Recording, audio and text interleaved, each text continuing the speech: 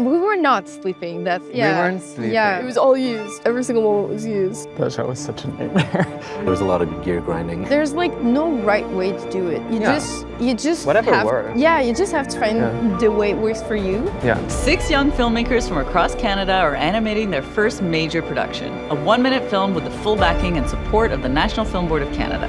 The catch? They only have 12 weeks. I'm talking to bringing in a Celtic trio. Really? Yeah. Wow.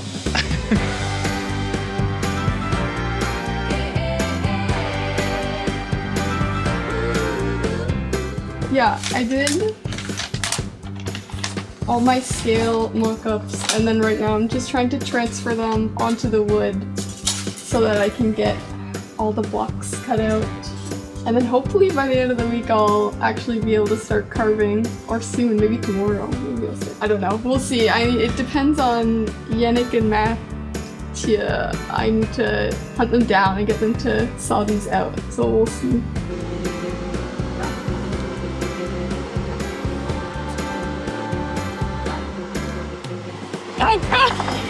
My workspace is honestly such a mess.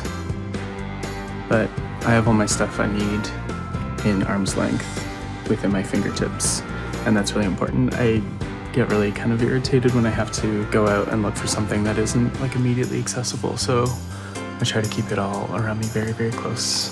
A lot of time is spent not just like working on your own. A lot of the time is like communicating with your creative collaborators. So that actually takes a huge amount of time to just making sure everyone is on the same page in terms of the creative vision, and then we're like doing things together.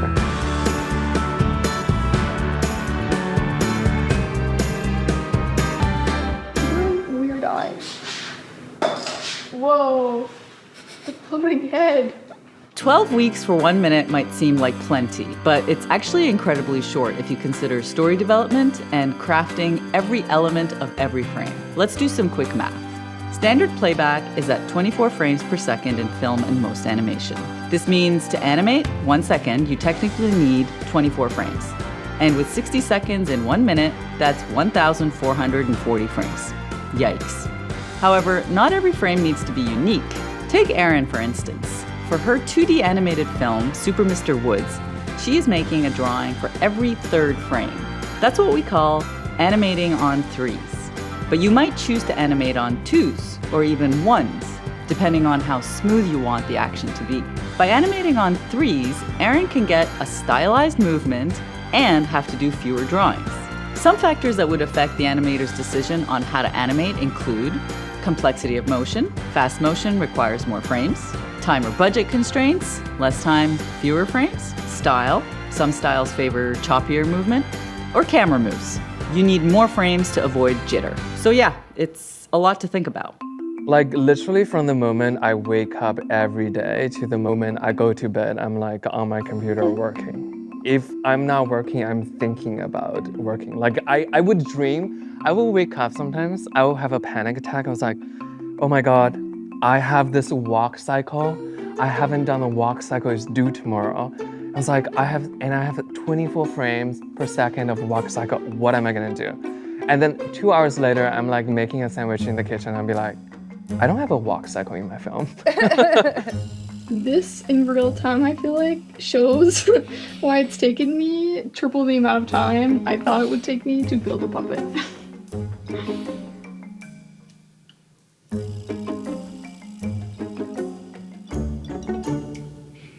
I hope no professional whittler sees this. I hope my dad doesn't see this because he'll look at my mess and be like, could I have done it this way? And it would have been This is for Abby's dad. faster. There was a lot of applications that came in about animals observing people. We were so tired of seeing it at that point until we saw Abbey's and we're like, oh, whoa, no, this is, yeah. It's such a clever, it told such a multi-layered story in such a simple, fun way.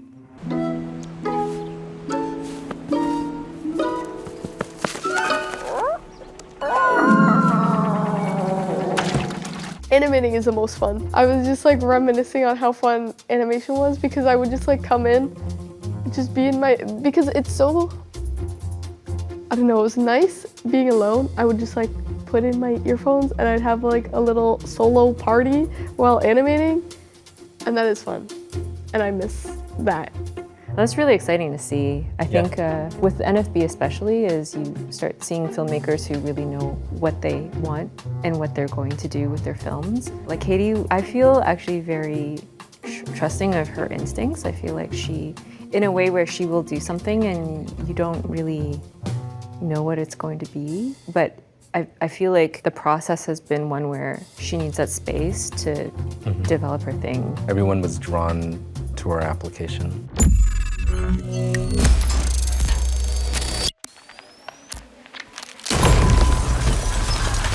I usually just like try to use like the most basic settings, basic tools in a program and kind of see what I can do with them, because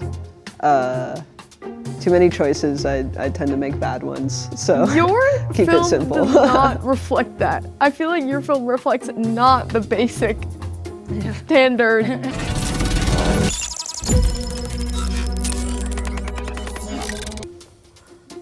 Maybe so, maybe no.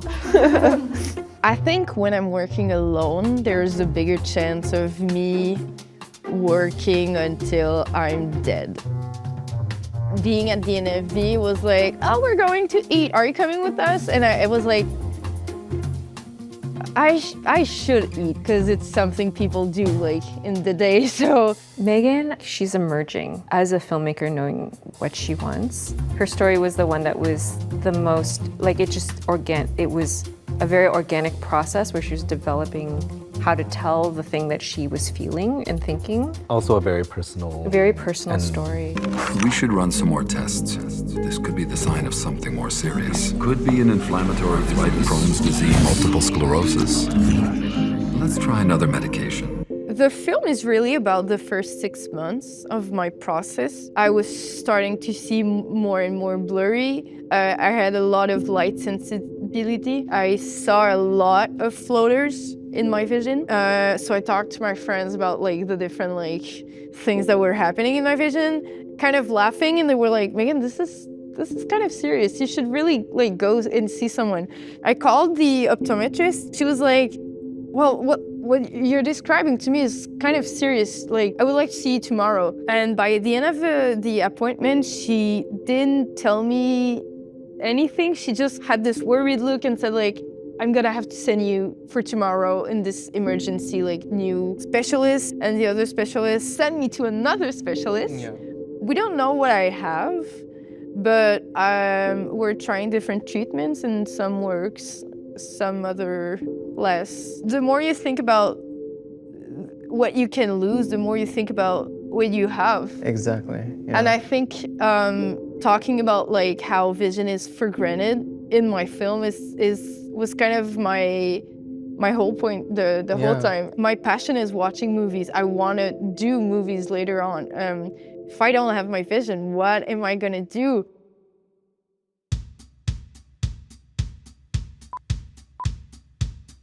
Sunset. Me? Closer to the husband. We don't want to go to like composer and be like, okay, this is the 10 music, do this, but different. So actually I told Vid that I do know what I want emotionally.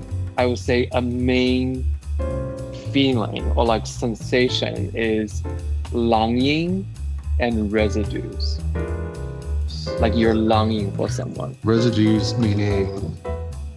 Residues as something lingering. It's almost like when you have a dream, you dream about someone and you have this sensation of infatuation. And even when you wake up, that feeling stays with you.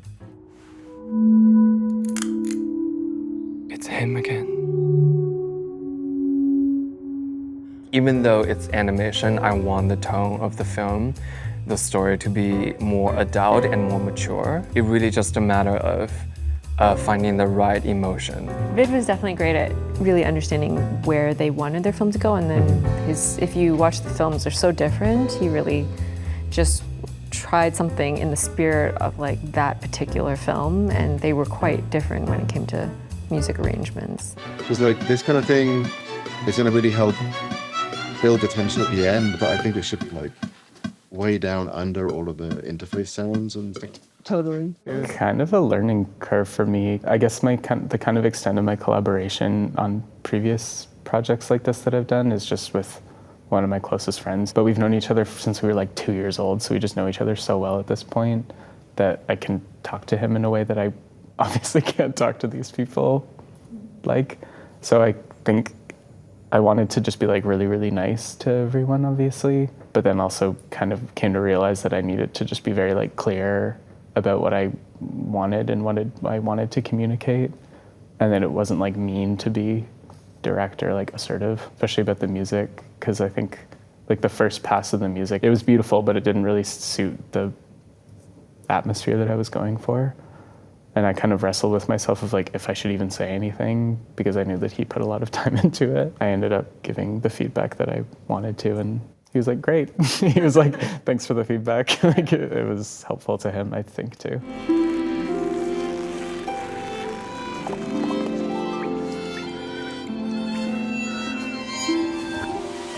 My film really did take a turn like in the last few weeks. You acted the doctor, the optometrist. Yeah, it was just because we tried a lot of things, and then at some point it was like, oh, maybe a voice, maybe with this new version we could have something that makes it more clear. I have some more tests I'd like you to do.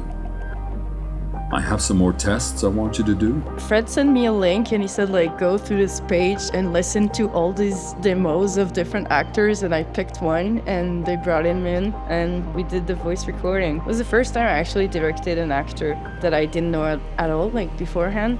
It was a really fun experience. I really loved it. I have to warn you, Megan. We might never find out why this is happening to you. Do a line, Katie. Katie was like the predominant voice in Aerin and mine. Gus is Katie, yeah, and the fisherman. Maybe just that, but like less high.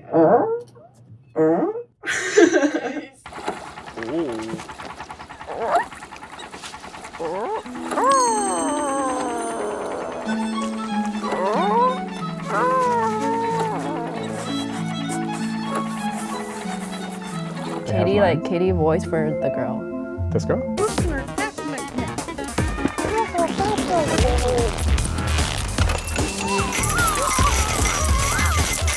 Yeah, but she was like saying like gibberish.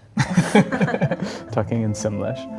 Yeah. Aerin, she's great, like individual instincts about what she's looking for, and I think that's why we were so compelled with her projects. I remember watching some of her initial films when we were doing the screening, and they're so compelling and unique. I watched lots of commercials, really? Like really bad commercials from last century to make myself like immersed in this, I don't know, this world, like full of like absurd commercialism, like advertisements of products people don't need, but the commercial itself is funny. One is it's not a real commercial. It's just a weird YouTube video. I don't know. I watched lots of weird YouTube video. One is called like Spaghetti Bear. It's like they put spaghetti in the bear. Show your loved one you really care with the Cinco Pasta Bear, filled to the brim with fresh Italian-style pasta. And I watched tons of videos like that. I took lots of inspiration from that. Yeah. I came into work a month before the end. Don came up to me with a letter and he was like, Megan, I wanted to talk to you. Yeah, he comes around with his little bits of knowledge. He's always somewhere. Who's the spirit doctor? Spirit doctor is Donald McWilliams. He's a very established NFB filmmaker. He knew Norman McLaren and was making films ever since way back when everything was on film. He kind of says a different thing every time he comes in. He just says. I think he's here tomorrow, but you should get an interview with him. Interviewing Don. Nobody else can describe Don but Don. Okay. The name is Donald McWilliams, and I've been around since about 1968. Because I've been around for so long, it was thought that I might be useful, as they call it, a spirit doctor. Yeah, I love him. And I think there was a moment where I was feeling very emotionally down. He emailed me, he was like, "Dear Max, I'm still thinking about the meeting." It was a very contentious meeting. And he was worried about me, and he asked me how I'm doing and gave me a phone call, and it's and we talked. So he's spirit doctor in that sense that when someone's feeling down, that he cares about you and he calls you and he asks you how you are and give you anecdote. Animators are nice people. They're very supportive of each other, whereas live action filmmakers, very competitive, or can be. So much of this hothouse experience is not about whether or not you can animate something on your own. It's about communication, communicating to your producers, communicating to your collaborators, defending your ideas, all those things. That communication, communicating your vision from what you see in your head to other people. That's very crucial in this experience. Or just in filmmaking in general, I guess. And there's no right way to do it. You just whatever works. Yeah, you just have to find the way it works for you. Yeah. Your communication style and your art. Yeah. And communicate and as much as you can. Yeah, really. Yeah. The hardest part of production is over. Our filmmakers will now enter the home stretch, post-production. This is always a mad scramble. The animators are under huge pressure to finish before unveiling their work to the world. Keep watching to catch Abbey, Max, Mégan, Katie, Aerin, and Mitchell in the final episode of Inside Hothouse 15. There was the head of the French animation studio, René Jaudoin, was sitting in his office with him one day, and he had his office looked out onto the parking lot, and he swiveled in his chair, I remember, and he pointed out the window, and he says to me, "You don't look outside the window and ask, what shall I make a film about? The film is there inside of you and has to come out."